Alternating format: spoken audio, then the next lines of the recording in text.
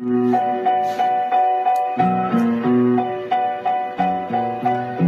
na naman ang eleksyon. Kaya payo ko sa'yo, makinig ka.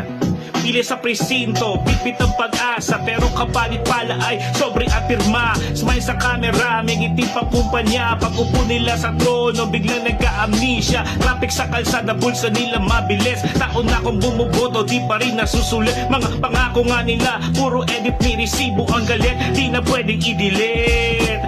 Kotse nila bago, ospital na luma, eskwelahan butas pero beach house nila puno na. Barya sa masa, milyon sa mesa, kaya batang marunong gusto na maprotesta. Basag na boto, punit na balota, sino ba talaga ang panalo sa mga kontra? May titid ang bintana, pareho lang sila. Bakit pa tayo pipila? Para iboto lang sila.